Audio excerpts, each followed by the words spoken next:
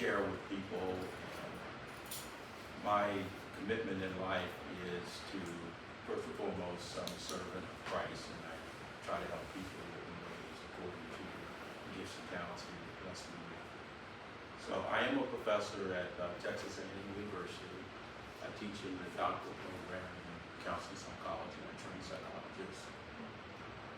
And also, as of the last few months, Dr. Imperial, I started to see a few clients privately. So it's a privilege for me to work with you. So first and foremost, I am a Christian psychologist, and so I look at things through these lenses. Let me start out asking you a question. Is anybody in the audience ever experienced stress before?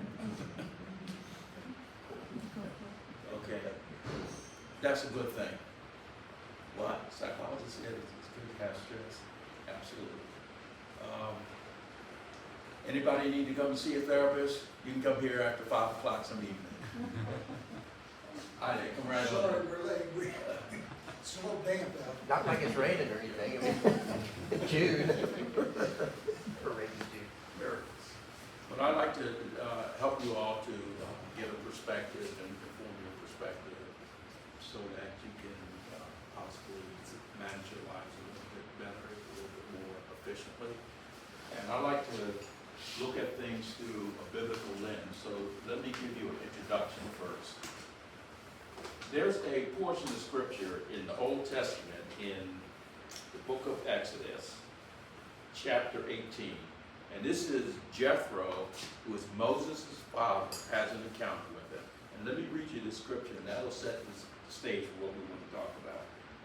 The next day Moses sat, as usual, to hear the people's complaints against each other. They were lined up in front of him morning until evening. Listen to that, morning till evening. When Moses' father-in-law saw that Moses was doing for the people, he said, "Why are you trying to do all this alone? The people have been standing here all day to get your help." Moses replied, "Well, the people come to me to seek God's guidance, doing God's will. When an argument arises, I am the one who settles the case. I inform the people of God's decisions and teach them his laws and instructions." His father-in-law says, "This is not good." Notice it. I'm teaching people God's guidance, his ways and instruction. His father-in-law said, "You're going to wear yourself out, and the people too. This job is too heavy a burden for you to handle all by yourself. Now, let me give you a word of advice, and may God be with you. You should continue to be the people's representative before God, bringing him their questions to be decided. You should tell them God's decisions, teach them God's laws and instructions, and show them how to conduct their lives. But find some capable, honest men who fear God and hate bribes. Appoint them as judges over groups of 1,150 and 10. These men can serve the people, resolving all the ordinary cases. Anything that is too important or too complicated can be brought to you, but they can take care of the smaller matters themselves. They will help you carry the load, making the task easier for you. If you follow this advice, and God directs you to do so, then you will be able to endure the pressures, and all these people will go home in peace." Moses listened to his father-in-law's advice and followed his suggestions. He chose capable men from all over Israel and made them judges over the people. They were put in charge of groups of 1,150 and 10. These were men constantly available to administrate justice. They brought the hard cases to Moses, but they judged the smaller matters themselves. So our topic, stress and distress, a biblical and psychological integration. So we see Moses and have this biblical illustration.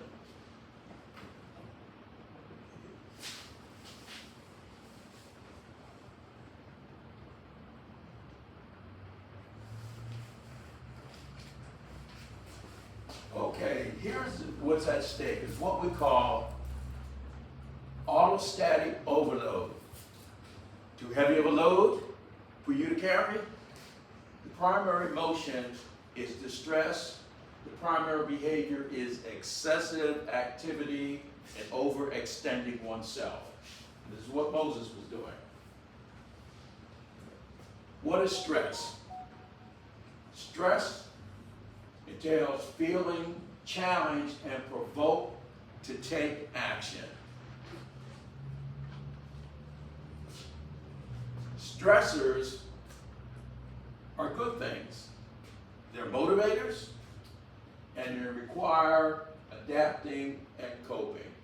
So the normal way of thinking about stress is that it's something that's bad, that's something that's harmful to us, something that's psychologically and physically damaging to us. No, it's actually the opposite. So there's certain types of stressors. There are the ordinary hassles of life, and there's special life events. So I was just talking to your daughter and son-in-law, Dr. Imperial, are moving back to the College Station area, if I've got that right. Okay. That's a life event. That doesn't happen every day that we relocate and move from one home to another, or from one city or one state to another state. We have the events in life. I was sharing that since I've had my graduate training, you know, I've lived in Indiana, I lived in California, I lived in Maryland, and lo and behold, I never had the expectation that I would ever come to Texas. And I've been here for 17 years. That's a life event, okay? But in addition to the life event, we have the ongoing challenges of life. Like, we gotta pay our bills. Like, we have relationships that we deal with, the good, the bad, and ugly. We have weather conditions that we deal with. We have to deal with, you know, when a car breaks down and we need a mechanic to deal with it. Life hassles, life events and life hassles. Now, are those bad things? Well, what if I said that we were designed, it is within God's design for us to deal with either, come right on in. It's fine. We got stuck in a flood. Oh, yeah, Texas out there is flood. It was a mess. I was Sorry. fortunate to get, no apologies. Stressor. That's exactly. That's a stressor, a hassle in life. Now, is that a bad thing? Well, let's look at that. But before we do so, here's a type of stressors. They're actual and perceived stressors. Okay. The flooding on Texas Avenue is an actual stressor. There was nothing made up in your mind about it. No. Okay. It was over the curb for several blocks. So anyway. Wow. Yeah. And then we took a back road, and then there was one spot was really damaged. Anyway. Some more stressors. Some more stressors. Okay. But okay. But then there are perceived stressors. So let's say that you happen to be out jogging or walking around, and the example I use on the campus is students working in the library late at night, and they're leaving the library and they're going to their car, and someone that's 6 foot, 8 foot tall is walking up behind them, comes up, and they see this person, they see the shadow, and they feel threatened by it, they feel all kinds of stuff, and that's a perceived stressor. But what they don't know is that if you said boo to this dude that's 6 foot 8, he's really Casper Milquetoast, and he would take off running from you. He would be afraid of you. But nevertheless, it creates some stress. Then there's external and internal stress. The External, again, would be something that occurs outside of you, outside of your body, outside of your mind. The rain is a stressor, but there are also things that happen inside of us.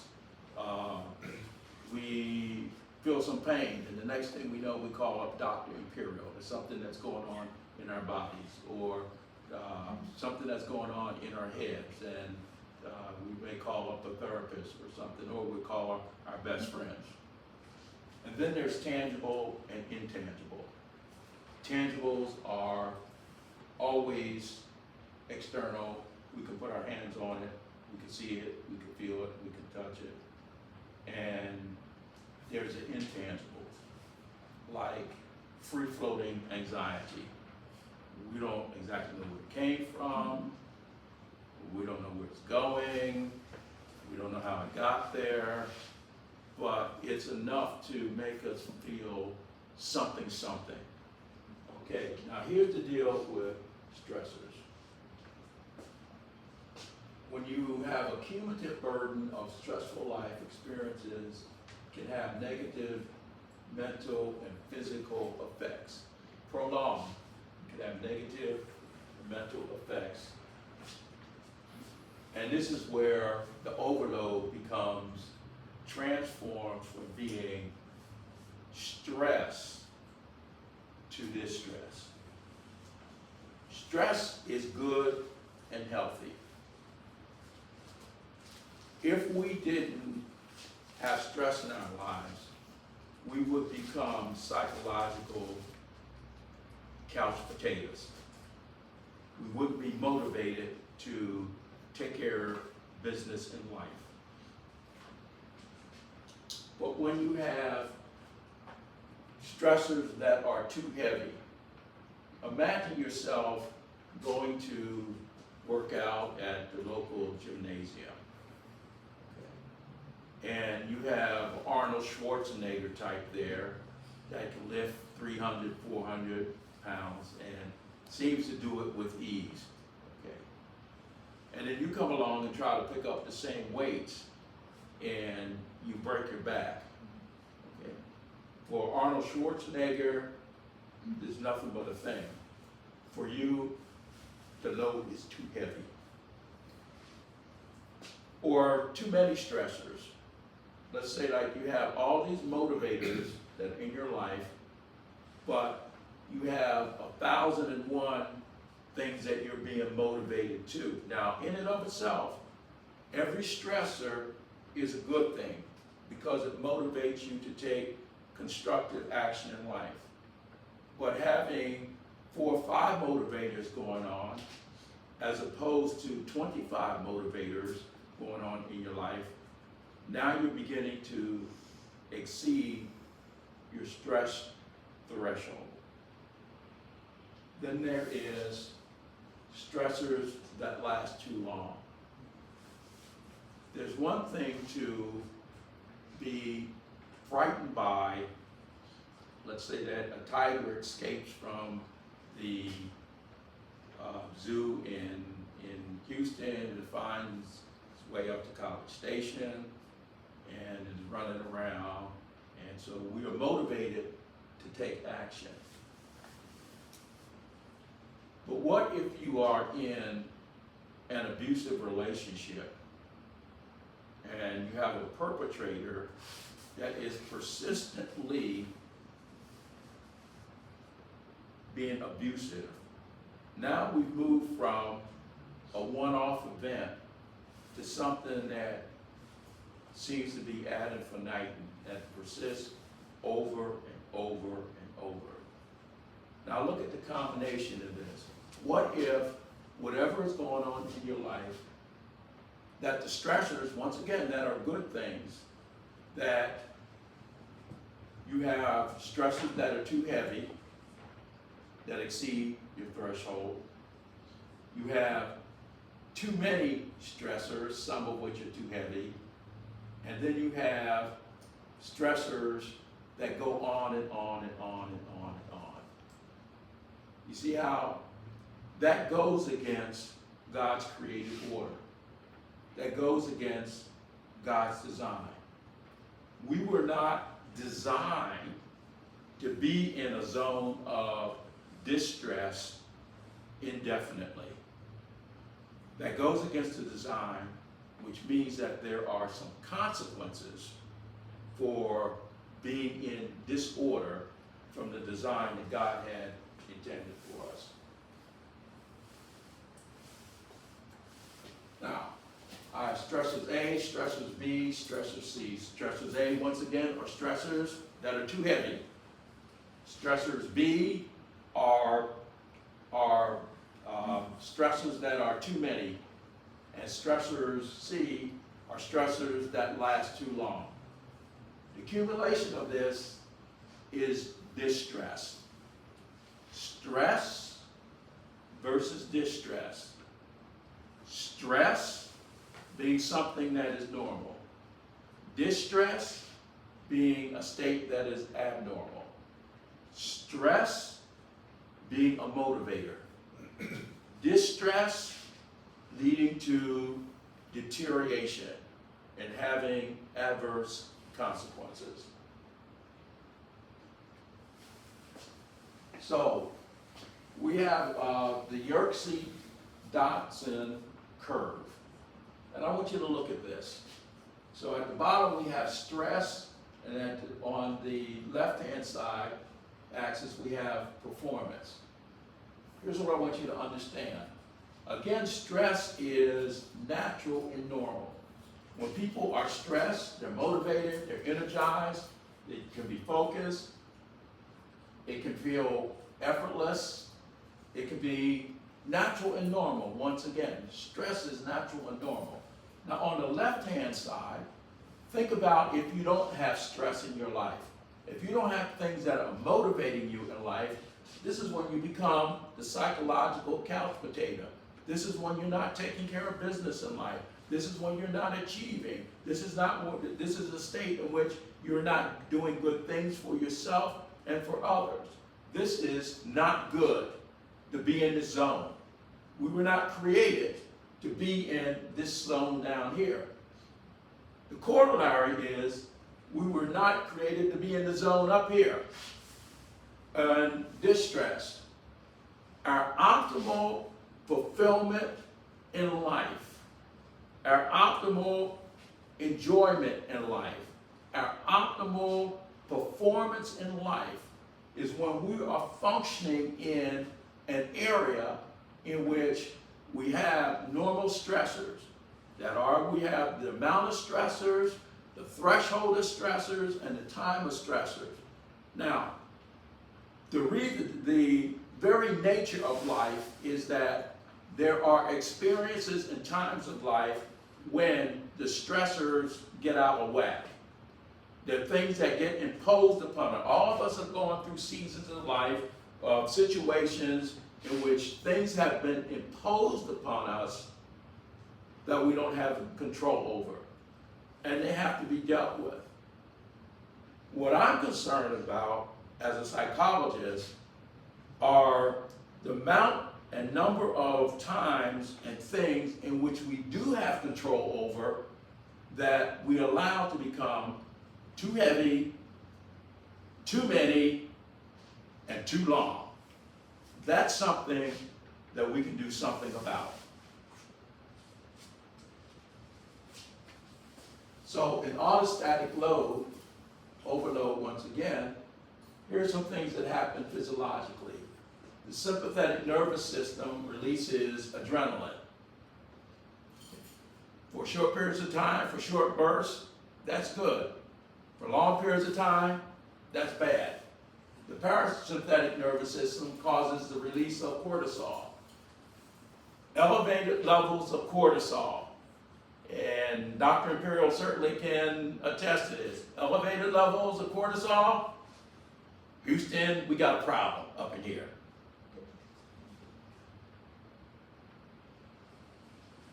So let's revisit Moses' leadership. Autostatic overload.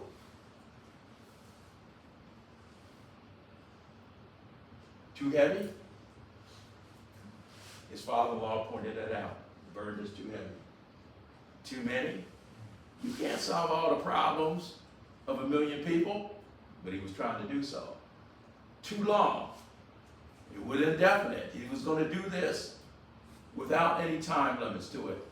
So can you see how this Moses, the Moses that God had chosen, the Moses that was in the will of God, was living in violation of God's created order. And it took a responsible, godly person with authority to confront Moses and say, what up, dude? This ain't right. Yes, you're doing, God has called you to be a leader, but God did not call Moses to unnecessarily kill himself. God did not call Moses to live outside of created order. So while he was called to do the will of God, he was not called to be in violation of the way God had created each and every one of us. So there had to be a correction. Long term, this would have hindered Moses' ability to lead. He probably would have died of a heart attack or fell over prematurely and not lived the long life that God had given him. And when we are in this autostatic overload, in addition to the physical things that happen to us, we begin to take what is called cognitive shortcuts. And here's what cognitive shortcuts are. They're lies.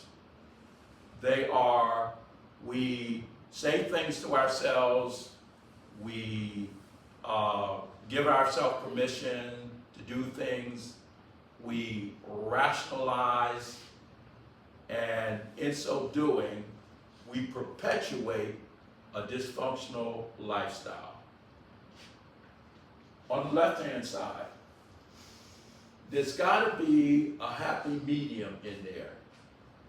From on the left to all the way to one extreme is I can't do this, I can't do that. You ever meet people that, you just can't get them to, they don't take any responsibility, they don't live the life that God has really called them to, they don't give the fulfillment, they don't give back to society, they don't do the servant leadership that they could and should do. And then you get the other extreme is I can do it all, the Moses.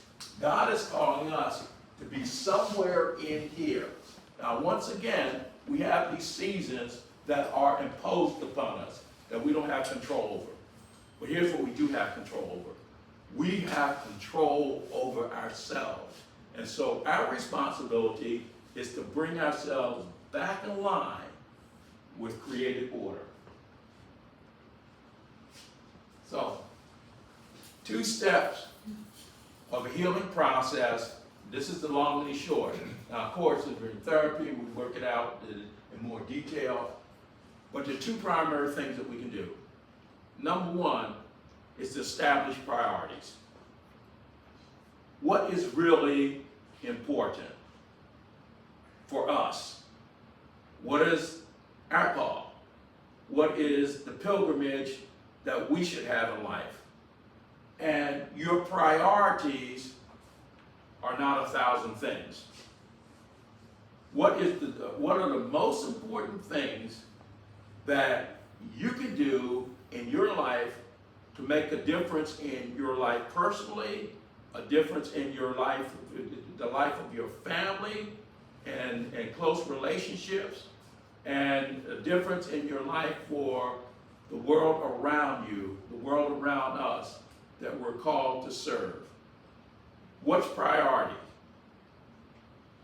50 things in your life cannot be priority.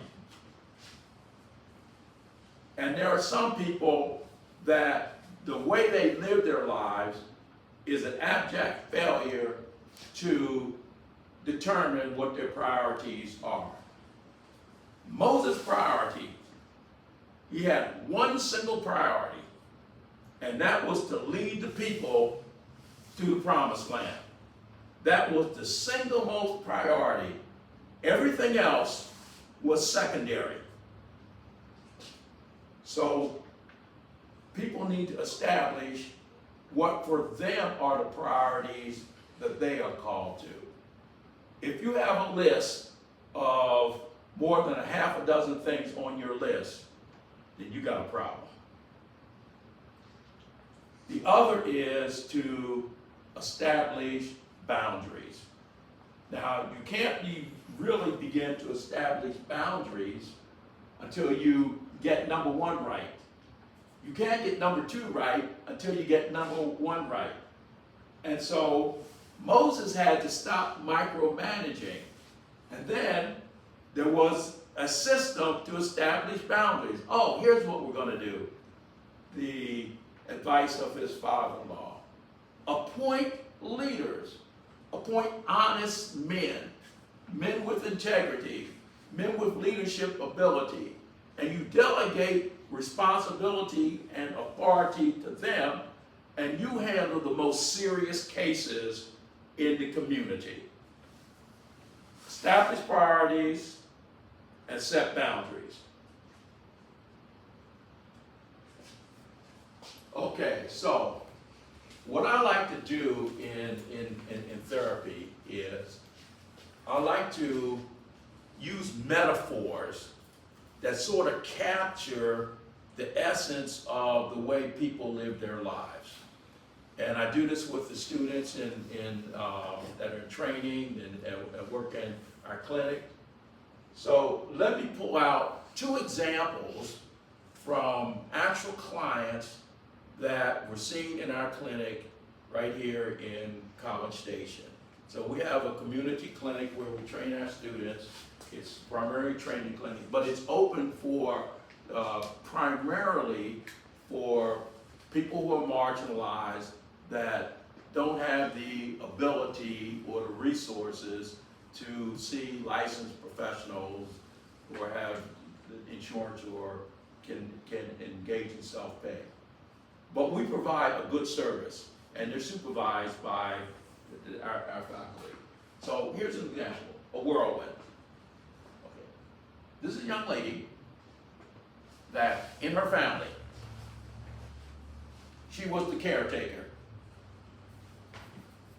She took care of everybody. You know, a young 20-something.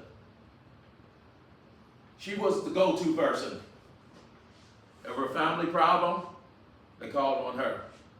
Now, she had older siblings, she had older relatives, but she was the person that they dumped on. She was a rescuer. She saved people. She was the problem solver. She was also one hot mess. We had to refrain to get her to understand that it was not her job to save the world. Now, believe it or not, to get her to make that change, we were met with resistance, because this was her view of herself. So we train our students to understand, expect this. You're going to get a fight. The question is, why was she a whirlwind? She was a whirlwind because she benefited from it. What if I said that it made her feel important that everybody and his brother and sister and cousin and mother-in-law would call upon her?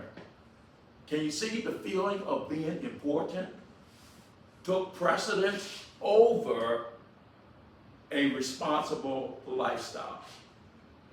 And she did not want to give up the feeling of importance. See the cost-benefit ratio? It was costly to this young lady, and she was going down the wrong trail. We had to get her to make a 180-degree turn. Okay, but here's another one. Another student, this one was a high school student here in Bryan College Station.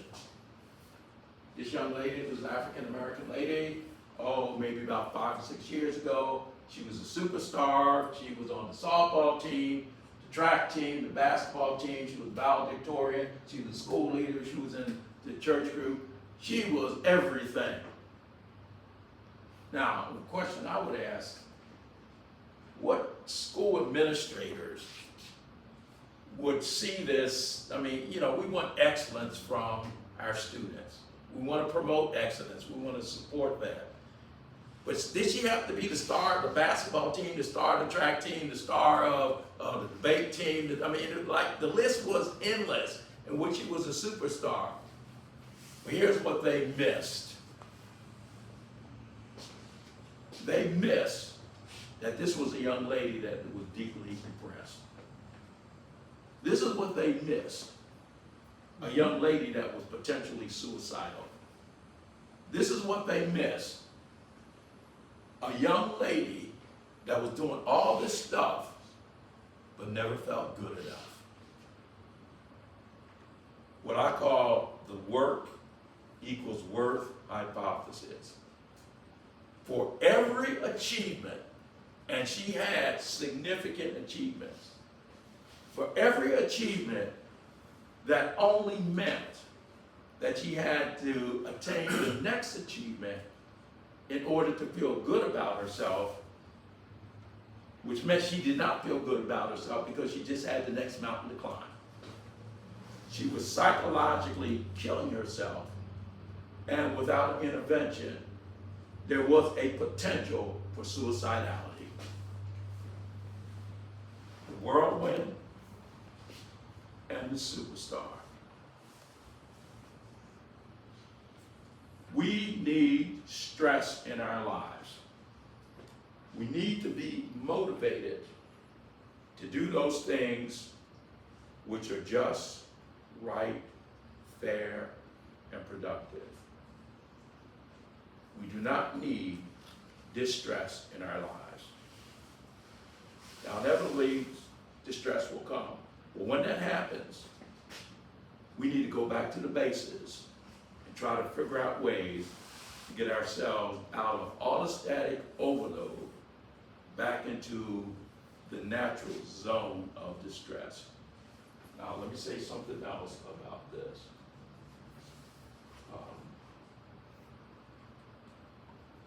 Well, there was a point I lost aside. The point I'm going to make is that there are individual differences. We all can't live 350-pound weights. We all can't perform in, I'm not a musician. Don't even try to get Chuck Ridley to get up there. And, he's got soul, but the brother ain't got no rhythm. Don't even try it. Okay. But what is individual for us? What are our motivators? So my wife tells me that I'm the only person that she knows that can write a dissertation more than once. Okay, I'm a researcher. That's what I do, and I don't get distressed about it. Okay. So what's natural and normal for you as an individual? So Dr. Imperial knows this. So I had a heart episode about 10, 12 years ago. And so I'm under the care of Dr. Mitchell. And my last visit, so my heart rate is in the upper 40s. Okay. The heart rate, that's like the lower end of the range of what should be normal. So when I had the episode, my heart rate had dropped down to 40. And so my last visit with him a couple months ago, he said, but this is what's working for you. Okay, that's my zone. But many other people, 70, between 70 and 80, if I'm correct about it, is what's working for them. So we really have to identify what is within a range, what is natural and normal for us in terms of the weight, the number, and the length of time. So we don't rush in with a predetermined script of, okay, these are the number of stressors you need to have in your life. Because you might be the kind of person, just your personality, your own personal load, you might be able to carry 7 or 8 stressors simultaneously, where the next person can carry 4 or 5. You might have long endurance. That's another quality of me. When I was in school, in public school, I went out for the track, cross country and track team. And the very first day I went out for the cross country team, the coach put me on varsity. I would say my basic temperament is I'm a long distance runner. I'm just naturally a person that has endurance. Well, other people are sprinters. They couldn't do the 2 and 3 and 4 mile runs like I could, that really didn't overwhelm me. So the point is, each and every one of us needs to find the weight, number, and length of time that is normal for us within a normal range.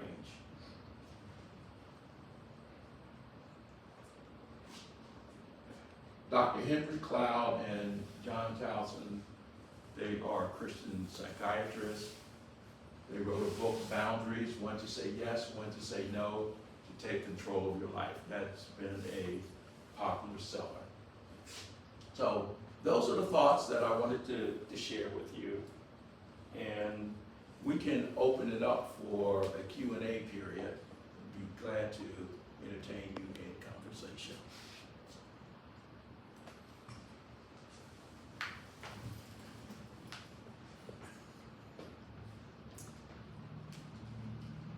I have a question. I mean, it seems like from that curve, that Yerkes-Dodson curve, you were talking about how ideally you want to be right there in the median. What are ways how we can tell or determine when we're sliding off one way or the other? Are there things that we can do or techniques that we can remember to try to stay there in that balanced area and not slide off one way or the other off the slope? Very good question. Let's go back to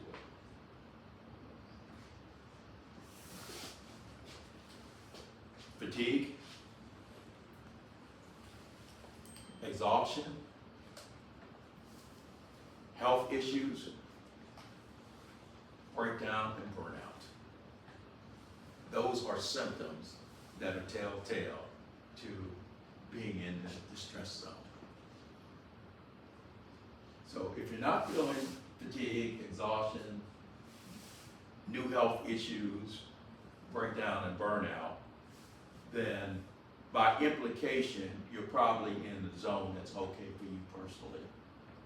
But then keep in mind, going back to individual differences, the very zone that you are in a stress zone, may be a distress zone for somebody else, and vice versa. Okay, and then to add to that, the person will come in and see Dr. Imperial. Say, Dr. Imperial, I had these symptoms, and I don't know where they came from. Never had them before, and so they want medical treatment, which they need to be dealt with, and you can prescribe some solutions, you might prescribe some medication.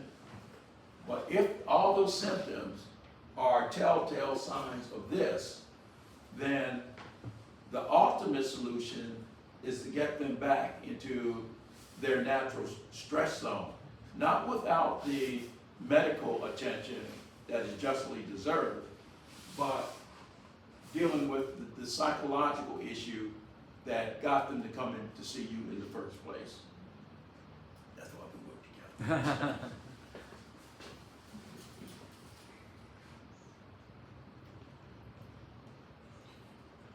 There's guys that love to live in the distress zone, isn't there? I mean, I walked for 20 years with a guy.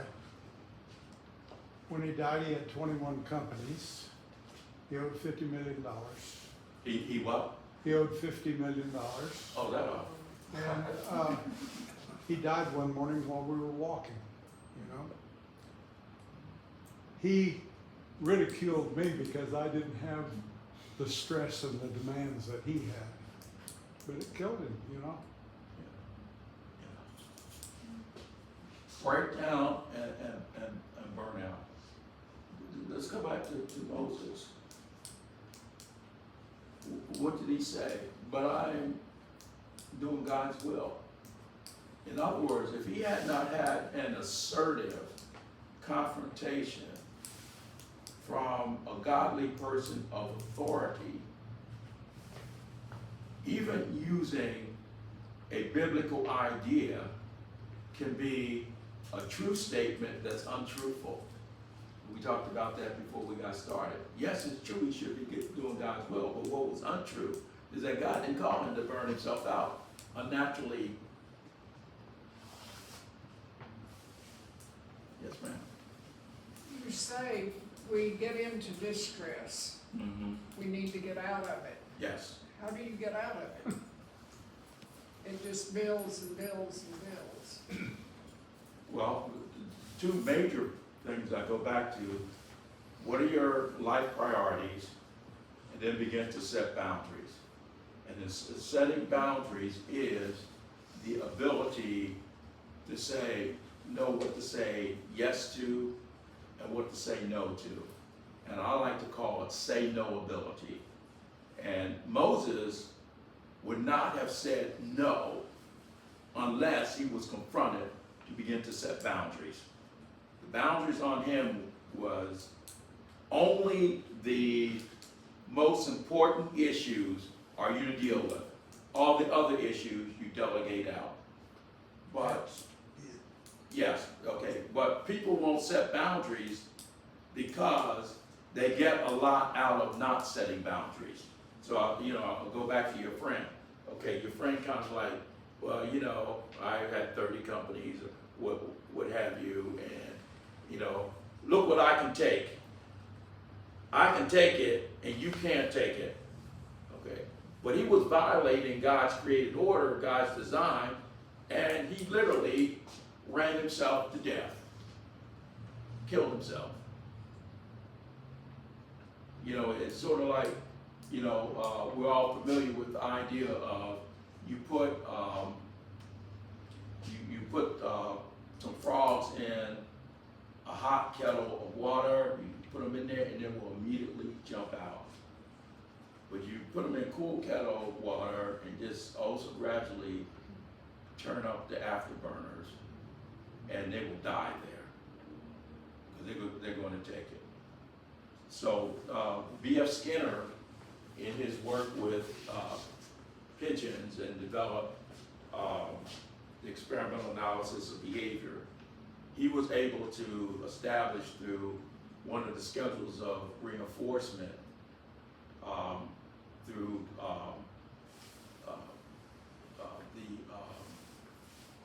variable interval schedule of reinforcement, that pigeons would literally kill themselves to get reinforcement. They would literally burn themselves out to exhaustion and die.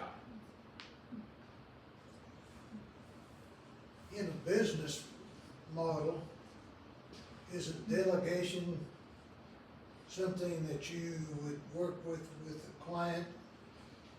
You know what your objective is. It may be the bottom line at the end of the month. But you get all caught up in, well, can we do this, can we do that? Delegation can be very, very helpful, particularly if you got people that are smarter in one area than I am. Delegate it to him and let him go with it. Do not micromanage him. Yeah, but what if you get the manager that benefits from micromanaging? What if, they feel good about themselves, they feel like they're smarter, they feel like they know it all, and they don't trust the people. There's a whole lot of stuff, psychological stuff that goes on that benefits from them while they are micromanaging, which is inherently dysfunctional. So in therapy, what I do is to be descriptive. We're all familiar, like you go to a sports event or listen to a sports event, and you have the announcer and you have the color commentator. So the color commentator describes the play-by-play action. Okay. So in therapy, I get a description of the play-by-play action, the kinds of behaviors that people actually do, not what they think about it. So I ask these kind of questions. I want you to describe for me, when you were in this situation, what did you do? What did you say? How long were you bossing people around? What steps did you take? So I get a clinical picture of what they really do, not simply what they say they do. Well, I'm a good leader. No, that's not good enough. Describe for me how you go about leading. I want to get discrete pictures of it. And then on the basis of that, I have a fuller picture of what they do. It's sort of like having your zoom lens into the past. You can't directly observe the actor or actress in action in therapy. But what you can do is indirectly observe through the right kind of systematic questioning to get them to describe their behavior. And I pin them against the wall. I don't let them get away. I do the Muhammad Ali rope-a-dope. I pin them against the wall, and they're gonna come out, describing their behavior. Now, once I get a picture of their behavior, then, and I can see that they are in an autostatic overload, then now I'm in a place to confront them, as did Jethro confront Moses. But see, he did not have to do what therapists have to do, because he had the direct observation of Moses' behavior. What I do as a therapist is do the systematic questioning to get an indirect observation, get a view of the behavior, and so I can say, so you did this, this, this, and this. And then now I got them pinned against the ropes. I'm playing Muhammad Ali. I got them against the ropes, and then wear them out, and then I come in. Then I come out with the heavy swinging, like knock George Foreman out. In the name of Jesus, of course. Amen. When I look at this, I think of the example of David, and my question is, what happens, so he's on the run. The Lord has ordained that he move from stress to distress for a long time. Too heavy, because I think God wants to show him that he can take care of him. And how do you, like David had the opportunity to kill Saul and he didn't. He did not. But some people might not have been able to stay in that. I guess the question is, how do you know when it's time to leave if you feel like you haven't been given, like God hasn't given you the peace that he gave David, or, obviously we got some amazing stuff from David pushing through the Psalms. So I think maybe God uses distress. Jesus asked, will you take this cup from me? He said no. So how do you manage people who are in a situation and they're like, I think God is calling me to this? You just say get rid of some of the other stressors and maybe focus on this one? Yeah, that's a very good question. So the issue at stake is, there are clearly biblical examples of people that were put in distressful situations for which they had no control over. So we know in Scripture that Jesus sweated blood in the Garden of Gethsemane, and he fully understood his impending death and what that would mean. We know of Paul's description, how he was beaten, left for dead, shipwrecked, had all kinds of things happen. are, and many other examples, those are situations that were imposed on these people of God for which they had no control. When David was fleeing from Saul, he was fleeing for his life. He didn't have control over that. I think the difference is, for godly people, is to know when we do have control. And I think Moses' example is the perfect example. And that's why we need other godly people around us to help us to differentiate between those things in which we have control and don't have control over. The things in which we do have control over, I think God expects us to do healthy and godly things.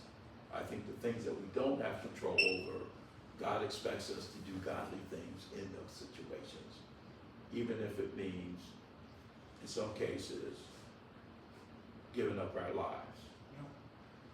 So, like Martin Luther, when he nailed his 95 Theses on the door of the Church of Wittenberg, and he came before the papacy, he said, I can do no other. Which meant that his life was on the line. Dietrich Bonhoeffer, the cost of discipleship. There are those examples when the cost, we have to pay the cost if we're truly Christ followers. But I would say that that level of cost, death, is not as prevalent now. I'm not saying it's not going to be in the future in this country. It certainly is a cost in other countries. But I'm saying for most people in this country, most people who are in a autostatic overload are there because they choose to, not because God imposed it upon them. Like your friend who died when you all were walking. That was a choice he made, and sure, he found all these businesses, but there was nothing except within himself to prevent him from selling those businesses, unloading those businesses, and getting back to a normal range of functioning. That was a personal choice.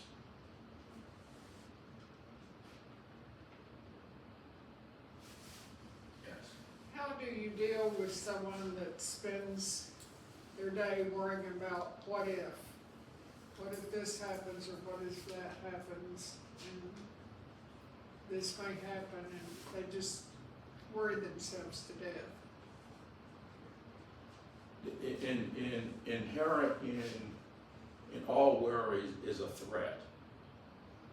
And so what we try to find out, so let's say that there's a threat, okay? Now with any threat in life, whether it's a physical threat, psychological threat, whatever the threat is, then there is, whether it is an actual threat or a perceived threat. Okay? Some threats are perceived, but they're not real, they're not actual. And some are actual threats, but they may not be that harmful. But irregardless, whenever there's any kind of threat, there are two human emotions that always surround threats. That is fear and hatred, okay? Fear, when people are afraid, the consequence of fear is that they take off running in the opposite direction. Well, people say you should never experience fear. Well, what about Jesus when he was in the temple and they were going to stone him? Jesus took off running. You know, the Son of God took off running. That's avoidance behavior. The other But there can be a healthy avoidance and there can be an unhealthy avoidance. The other emotion is hatred. We talk a lot about anger, but I think that the real basic emotion is the deep emotion of hatred and hostility. Hatred is always oriented to wishing the object of hate to not exist. Just like when, you know, Christ will talk about in Matthew, in the Sermon on the Mount, if you have hatred in your heart, you've already committed murder. You haven't physically committed murder, but from Jesus' perspective, the hatred in your heart, the wishing the person did not exist, was just as bad a sin as if you actually went out and killed a person. So what people have psychologically of having things that they wish not to exist. They wish things that of a psychological nature, that they don't feel bad about themselves, or they, whatever it is. And so the way they kill what they wish to not exist is to engage in dysfunctional behavior. So the anxiety serves a very important function. And I know it kind of going off, but here's what the anxiety does. It's easier to be anxious than it is to confront whatever that object is, psychological object that you wish to not exist. It's easier to do that. Let me give you some examples. So I had a client some years ago that was she was a spouse of a Presbyterian minister.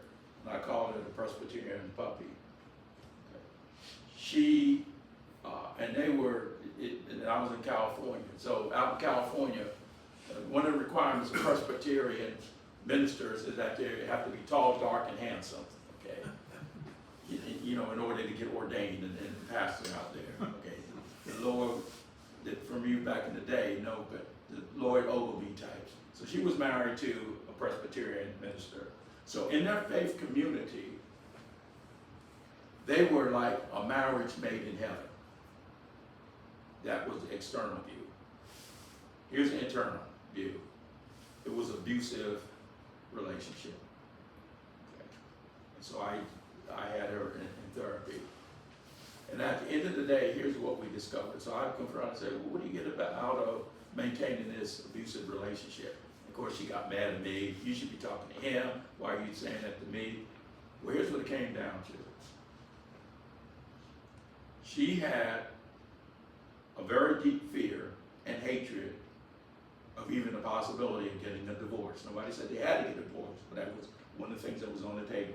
Second thing that was on the table, that he would be critical of their sex life.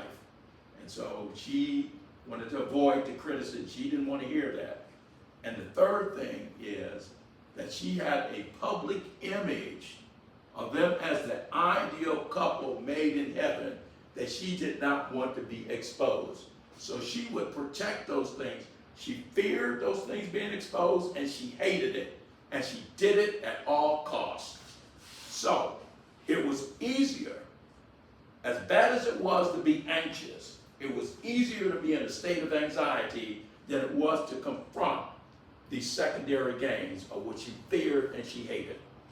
This is why we have to bring people to a place of really seeing themselves in the psychological mirror.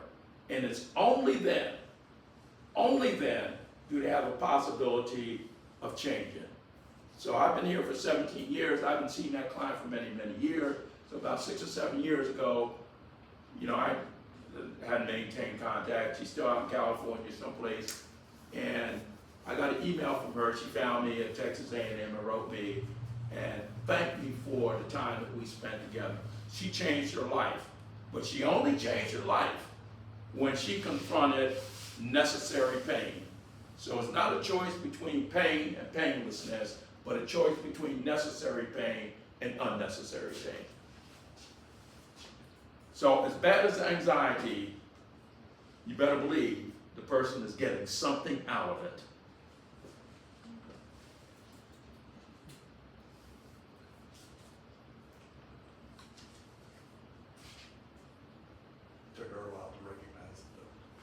Oh, she put up a fight. She got mad at me. She got hostile toward me. And I'm saying, yes, yes. And now it didn't take, we didn't uncover it in 5 minutes. You know, it was over a period of time that we really came to the truth.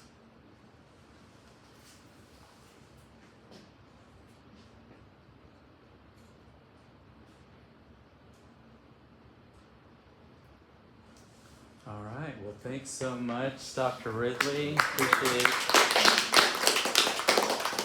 Gave us a lot to think about, and we look in our psychological mirror.